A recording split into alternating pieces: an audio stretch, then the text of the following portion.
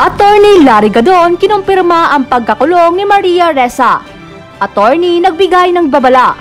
Ating abangan ang buong detalye, pero bago ang lahat, kung bago ka pa lang sa channel na ito, ay huwag kalimutang mag-subscribe para updated ka sa mga maiinit na balita sa Pilipinas.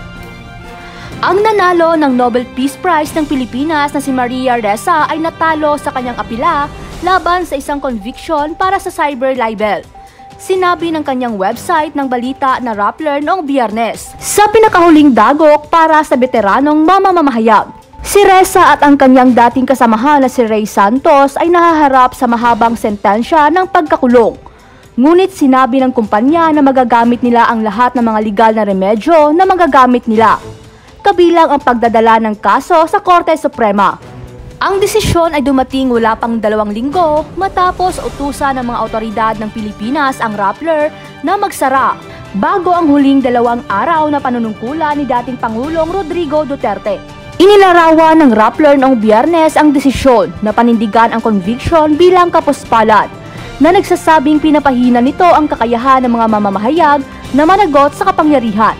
Nilalabanan ni Ressa ang hindi bababa sa 7 kaso sa korte, kabilang ang kasong cyber libel, kung saan siya ay nakapiyansa at nahaharap ng hanggang 6 na taong pagkakakulong.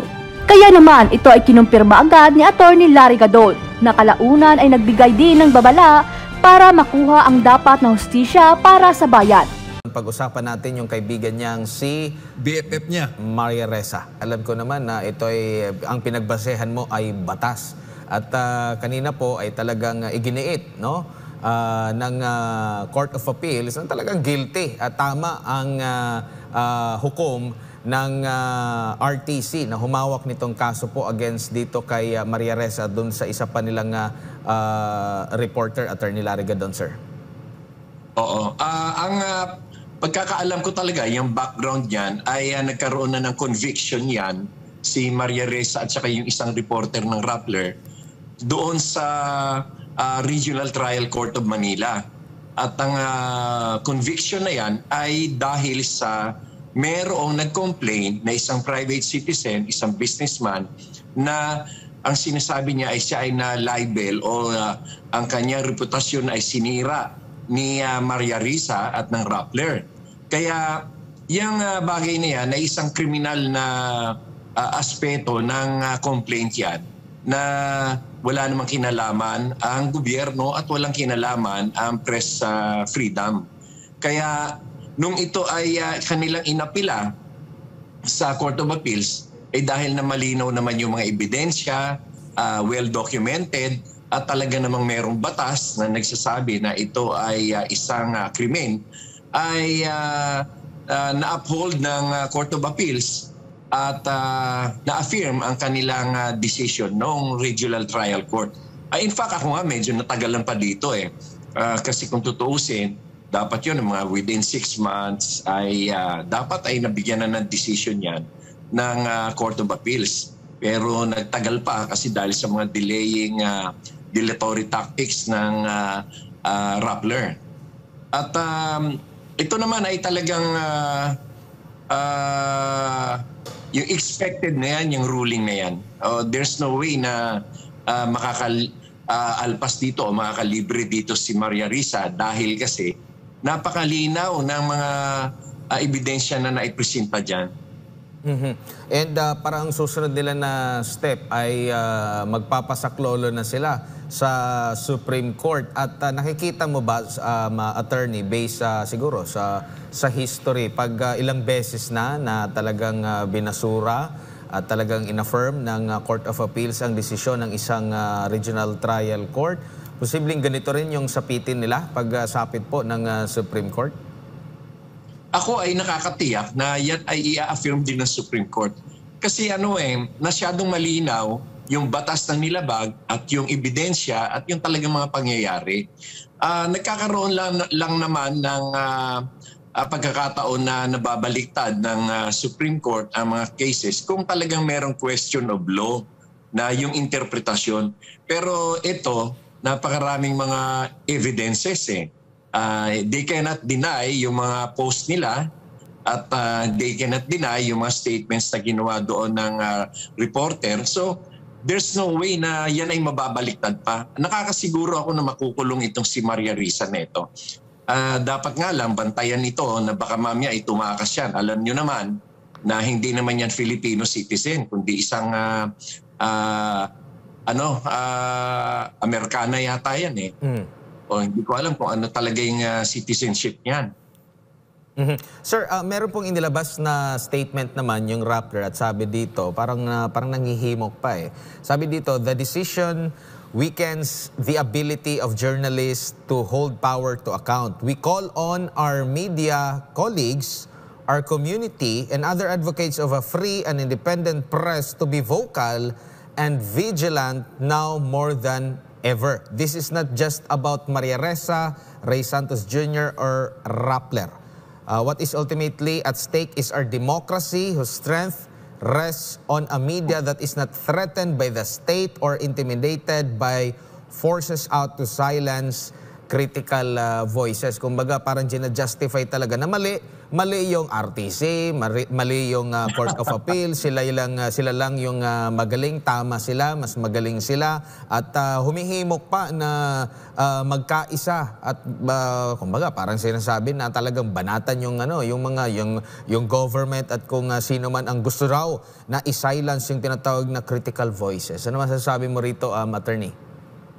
Well, yan ay talagang taliwas naman yan sa mga katotohanan dahil meron silang isang tao na inargabyado. The press freedom has nothing to do with this and the principles of democracy has nothing to do with this.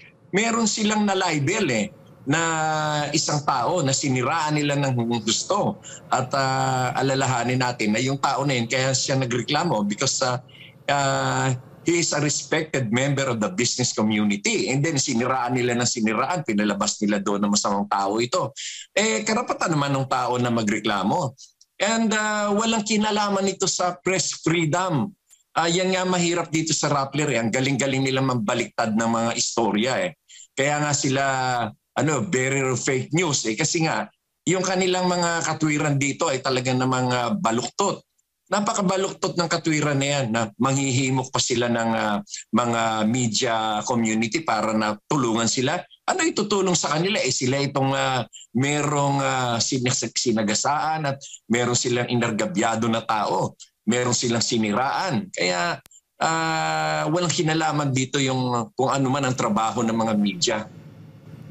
Sapagkat ako rin naman, Admar at MJ, ako rin ay taga-media. Pero hindi naman yung ganyan na meron ako isang negosyante na sasabihin ko na siya ay magnanakaw, na siya ay corrupt, na siya ay kung ano-ano pa. Hindi ko ginagawa yan. Dahil if you are going to attribute some defects or bad image or bad publicity to another person, yun ay talagang kalabag na yun sa batas. Ngayon, nakakatiyak ako na yan ay ma-affirm din ng Supreme Court dahil napakalinaw ng ebidensya. Kaya nakakatiyak ako na itong si Maria Ressa ay pagkatapos ng desisyonan yan ng Supreme Court, if ever they will file an appeal, makukulong yan. Nakakatiyak ako. Willing ako makipagpustahan dyan. Sir, sa panig naman po ni Ressa, sabi niya na hindi dapat siya ma-filean ng cyber libel dahil daw yung batas ay hindi pa naman daw effective sa panahon na na-publish po yung story on May 29, 2012, 5 months before yung cybercrime law po ay nag-effect on October 3 on the same year. Sa inyo pong ano dyan, sir? Ano po bang sapantahan dyan? Well, yung sinasabi niya siguro ay yung original date ng publication ng article. Pero inulit nila yun And at the time that they republished that article, the law was already effective. So for every act of writing an article, that is another count. So kung ang una nila sabi nila assuming na hindi covered. Pero yung mga succeeding publications nila, covered na yon. And naalala ko rin na attorney humiling din ng side kasi may nakuha ang nabaliktad pa, attorney, yung mismong inaakusahan nila, siya pa yung kumuha ng parang clearance doon sa authority, di ko alam kung NBI or PDEA ba yon, para magki-clear sa kanyang pangalan at parang ibinigay doon sa Rappler na, ito, meron akong ebidensya. Nabaliktad na tuloy. Kumbaga, siya na yung inobliga na parang, okay, kung gusto mong linisin yung pangalan mo, ikaw mag-produce ng, ng ebidensya. So, ibinigay, parang hindi ata binigyan ng pansin. Meron pang, ang nangyari pa, meron pa yata silang staff ng Rappler na parang naging witness nitong si Keng, against, kasi umamin siya na merong write-ups pero hindi pinablish. Oo nga, meron siyang write-up na magko-correct sana doon sa article na nauna, pero hindi pa rin pinablish kasi nga they would they stuck to their intent of damaging the reputation of William Keng. Kaya kung sana lang yon ay kanilang pinablish yun na hindi pala totoo yun, yung una nilang article, di sana nakalibre sila dyan. Kasi siyempre titingnan din naman dyan ng hustisya na ikaw naman pala kung nagkamali at meron ka namang iratom na iyong pinalabas, makakapag-mitigate sana yon ng circumstances. Kaya lang, hindi naman nila ginawa and pinanindigan na nila yung paninira nila kay William Keng. And yun naman tao, may karapatan naman magreklamo yon, no? Walang kinalaman doon yung press freedom or kung ano man yung mga democracy sinasabi nila na yan. Masyado na tayo niloloko nitong si Maria Ressa na ito, kaya dapat lamang na makulong na yung taong yan. Oo. And, isipin mo, pinaglululukot niya tayo doon sa principles of democracy, the rights of press freedom, mga ganyan. Walang kinalaman yun doon. Ibig mo ba sabihin, pwede mo gawin yun sa kahit kanino lang. And then sasabihin mo, press freedom yung iyong ang iyong depensa. We have to remember that the exercise of press freedom has limitations. May limitasyon bawat lahat ng gawa ng mga karapatan. Yung pag-enforce ng ating mga karapatan, merong mga kwanyan, katapat na limitations. Sa desisyon po ng RTC, hanggang 6 na taon yung pagkakakulong, tapos magbabayad sila ng at least 200,000 for moral damages at 200,000 sa exemplary damages. Ganito rin yung naging desisyon ng CA, pero may idinagdag, no? Sa RTC, 6 years lang, no? Hanggang 6 years yung maximum. Pero sa Court of Appeals, dinagdagan ng 8 buwan at 20 araw. Oo. Siguro basta nakita ng Court of Appeals na mas dapat pang dagdagan at na meron sigurong mga aggravating circumstances diyan na nakita ang Court of Appeals kung kaya dinagdagan nila ang sentensya. Kagaya na lamang noong punto na nagpadala na pala ng letter or dokumento si William Keng na siya ay innocent doon sa bagay na ibinibintang sa kanya. And that Rappler refused or failed to publish his side. Kaya mabibilang yon na isang aggravating circumstance na kaya siguro dinagdagan ng Court of Appeals ang sentensya na nanggaling sa baba sa Regional Trial Court. And with this development po, attorney, yung Rappler, meron na silang CEO na convicted, convicted criminal. Kumbaga, pwede na lang idagdag doon sa yung Nobel Prize, no? Laureate ba yun? Sa dulo dapat. So meron na silang kasi mahilig yan sila, 'di ba? Parang kagaya ni PBBM, nilalagyan nila ng dictator son. So ngayon meron na sila talagang pwede ilagay, attorney, na convicted criminal. Pwede na yan. Convicted CEO of Rappler. Kung ginagawa nila, lagi ko yung kay Bongbong Marcos, kay President Bongbong Marcos na son of dictator or son of martial law dictator, pwede na rin. Dapat ikabit na rin sa kanya yon. Tapos meron pang may dadagdag. Ako nga every time na ako ay kanilang ire-refer, lagi nilang nilalagyan ng notorious. Sa pagkakatanda ko, Admar, ako ay walang pinatay, ako ay walang binugbog, ako ay walang ninakaw dahil hindi naman ako talagang masamang tao. Pero ang sinasabi nila notorious. Nagtataka nga ako, ano ba yung notorious niyan? What have I been notorious for?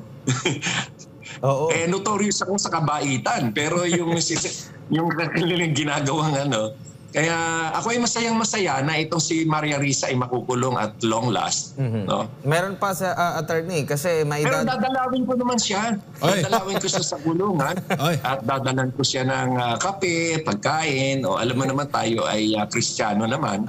And I am sure na si Pastor Kibuloy ay sang-ayon din sa aking plano na dalawin sa kulungan si Maria Risa at ako'y magbibigay ng pagkain sa kanya dahil alam ko hindi masarap ang pagkain doon. Para naman sa inyo, ano naman ang masasabi nyo tungkol dito? Magkomento lamang sa baba at huwag kalimutang mag-subscribe para updated ka sa mga maiinit na balita sa Pilipinas. Maraming salamat sa panonood.